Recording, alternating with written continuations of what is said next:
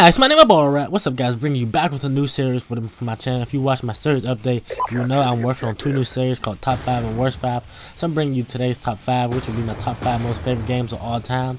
I don't really play lots of games, but I play games enough where I can make a list of my top 5 games on pretty much different consoles. So I don't know. I'll show you guys the top 5 V, but here's my top 5. Coming in at the number 5 spot. I don't know if any of you played 007 as a kid. As 007, it was a hard choice between, because when I first started playing 007, it was on the Nintendo 64, and I was playing 007 Nightfire and GoldenEye, which were probably 2 of the most popular games of all time. Just because they were one of the first shooting games that wasn't online. It's pretty much 007 pretty much made the way for the shooters that wasn't online game, and then the next that came up and reaching, which would be SOCOM, which was probably the first online multiplayer game that was a shooter. But anyways, if you played the PlayStation 2, From Russia with Love, it was a PlayStation 2 007 game.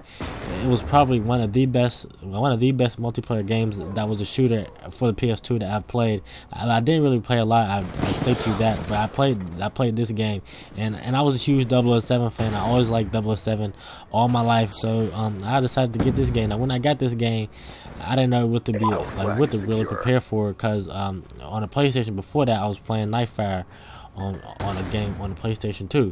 Now Nightfire and Golden Rouge were pretty good, but they didn't compete against From Russia with Love. The multiplayer was just so terrific. The gadgets that they had added to the game, we have the enemy flag. Even the missions were actually fun. It was just a pretty much overall well balanced game, and it was very entertaining. It was very good. I liked the game a lot, and I had fun playing it. Now next up, for my number 4 choice, it was pretty self-explanatory that if you did not play any Pokemon as a kid, then you missed out on your childhood. Pokemon was so popping as a kid. I don't care how old you were. I'm pretty sure everybody has played a Pokemon game before. If you did not play a Pokemon game before, that is something is very wrong. Like, come on, like, how can you not play Pokemon? Like, Pokemon was just so fun. I had so much fun playing Pokemon, and the reason I chose Crystal, because it was kind of a hard choice between Yellow and Crystal, because Yellow was very good, and I also like the fact that Yellow changed the scenario, where as if instead of just choosing one starter Pokemon, it gave you the ability to get all 3. So I liked that Yellow had added that into it. But Crystal, I just feel that it was just so good because it had the battle tower that you can battle. It also had the ability to get mostly all the legendaries in the game, and I just thought that it was the overall best game at that time, and it was my favorite Pokemon game up to this day. I played almost everyone. I played Black 2, I played Heart Gold, I played Fire Red, I played Ruby Sapphire, Emerald, Yellow, Blue, Red, Gold, Silver. I played almost all of them. Now the reason that this one really stood out to me was just that at that time it was just so fun, and I haven't had that much fun on a Pokemon game in a while besides this one. So that's pretty much the reason why I've chosen Pokemon Crystal. If you guys haven't played it and you like the Pokemon series, then I suggest you really play it. Or if you haven't even played Pokemon as a kid, I want to know, what were you doing? Pokemon, Dragon Ball Z, and Yu-Gi-Oh were probably the 3 best games in our childhood generation. I'm 19 years old, so that's about like 5 years ago when it was still popular, and Pokemon is still kind of popular up to this day, but it's kind of stupid now. It's getting a little too out of hand. They're coming up with way too many Pokemon for the show. They should have just ended it when they were still strong. But hey, I guess, oh well, I guess things just keep going on. Now, growing up also as a kid, for number 3, I had always watched Mortal Kombat. Always. I watched both movies when they fought. The first movie was when they fought Shang Tsung, and I watched that movie, and the second movie was when they fought Shao Kahn. I like both of those, and for Halloween I was even rating because he was my favorite Mortal Kombat character. I used to watch Mortal Kombat so much, it was ridiculous. I can name almost every character to you. I can name all the villains. I used to love Mortal Kombat. And for PlayStation 2, I played all the games. My first PS2 game I ever had was actually a Mortal Kombat game. It was Mortal Kombat Deadly Alliance. No, actually, I take that back. Mortal Kombat Deadly Alliance was my 3rd game. The first one was Mortal Kombat. It was Deception. It was an alright game. It wasn't the best, but I still had fun playing it. But later on, Mortal Kombat had came out with a game called Armageddon for PS2. It was by far the best Mortal Kombat game ever, just because of the fact it had the most characters ever on a Mortal Kombat game. Now, you know that for most games that are considered the best, are usually like in the series, all the games who have usually all the characters on them, which means like all the characters from A, B, C, like D, like pretty much every character that was on the show or the movies or the old games for the 64 were playable in Armageddon. Armageddon was full of PS2. It had over about 60 characters. It had Jax, Baraka, Scorpion, Sub-Zero, Sub-Zero's brother, Sonya Blade, Katana, and all them. Johnny Cage. I can keep going, guys. Yeah, I love Mortal Kombat. And there was nothing more fun in this game besides the fact that it had mini games. You could even it was like a little racing, like a little race kart you could use with Mortal Kombat heads. It was like a very cheap version of Mario Kart, but you just used their heads to race. It was pretty cool. So I mean, that was part of the reason why I liked it, just because that they tried like a little different scenario. So I thought that was cool. Then the fact that I thought the graphics were really amazing, and for this game, all the fatalities were really good. I mean, all of them.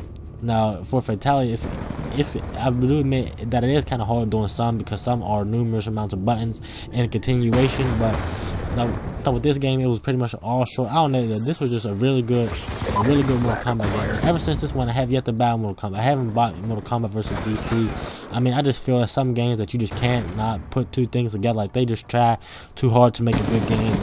All you have to do is just go with the originals, and that's pretty much can make a good game. Finally, at number 2 spot, Grand Theft Auto San Andreas. Now, if you did not play Grand Theft Auto San Andreas, wherever you are in your life, you must have been born under a rock. San Andreas was the best Grand Theft Auto game to me ever. There's no game that competed with that. Some people say IV was the best. I didn't particularly own IV, but I played it at my cousin's house. I played like the online part of it. The game is alright, but it just doesn't compete with San Andreas to me. San Andreas had that storyline based mode, and also had that like just that feel to it. And it's not just the fact that the Grand Theft Auto San Andreas had a black person, and it's because I'm black. I think that it was just because that game, I had so much fun playing San Andreas. It was ridiculous. Like it would be the point I would come home and I'll just get snacks. Just so I can play the game. I had like so much fun. Like I could just like, it was like a miniature movie type thing to me. It was just so entertaining, the fact that that it took place in like a California like environment towards the end. I love that part. I actually wish the game kind of continued, like if you beat San Andreas, so you know how that you're in like Las Vegas. Yeah, you're in Las Vegas, I believe, and there's like more, and it seems like there's more you can do. But really, that's it. But it's kind of confusing, because no San Andreas, no Grand Theft Auto, you can barely 100% beat. Where you have to do all the little firefight cop car missions just to get 100% complete on the game. I just used to always beat the storyline and just go call Rampage. I used to have like little competition between friends just to see who could survive with the most 6 stars. I don't know, like, just stuff to compete. I'm a competitor. I love competing. That's why you see me uploading this Call of Duty Black Ops 2 gameplay, because I love the competition, guys. I love the competition. I don't know what game it would be if it didn't have some type of competition in it. And that was pretty smart of me not to challenge that guy. You're gonna have to challenge everything. But that's pretty much it for San Andreas. It was probably my most favorite Grand Theft Auto. Now Grand Theft Auto 5 coming out next year. I don't know how that would be. I'm probably gonna get it, since I didn't get 4, just to continue the Grand Theft Auto series. But we shall see. And last but not least, we have Dragon Ball Z Budokai Tenkaichi 3. Now, this game was absolutely amazing. As Dragon Ball Z was my favorite show coming up as a kid, and there was nothing that could compete with it. I love Dragon Ball Z. I always love Dragon Ball Z. There was nothing more that I like more than Dragon Ball Z, and that's pretty much it. Dragon Ball Z was the best show of all time to me. And I also play every game to all the Budokais, even the Tenkaichi before that. I played the Legacy of Goku's, I played the Supersonic Warriors. I played all the Dragon Ball Z games. I watched every episode, every movie. I was in love with the Dragon Ball Z series. And even to this day, if it came on like with a new series, I will still watch it, just because the fact that I absolutely love Dragon Ball. Like, I find Dragon Ball Z so so assassinating, and I find it so cool. I mean, there's nothing wrong with it. I mean, there's nothing wrong with going back to reliving your childhood. I mean, if there's something in it, then please let me know. But Dragon Ball Z Budokai Tenkaichi 3 was the best game I ever played. It had the most characters with 150 playable characters, and also had a very good storyline. And I was also very good, and I had a very competition with my cousin. If there was tournaments for the game, I would have won, and I was 100% sure that I would have won some type of money. That's how good I was. If you ever played it, then you know that you can dodge like opponent's blast, and there's also some finishing moves that you can't dodge. So to dodge a move, you have to press the circle button right before it hits you. And there's some moves, even if you press it, it doesn't work, because unless you're 100% accurate. And there was moves that I dodged. I dodged Ultimate Spirit Bomb, which isn't dodgeable. Follow Some Command Mayor isn't dodgeable. And I dodged those just by practice. And I don't know, it was crazy, guys. I was a beast in that game. Those tournaments, like I said, I would have went and I would have won. And that's pretty much all. So tell me in the comments below, what is your top 5? And I hope you like this gameplay. I went off and hey, skip fucking daddle.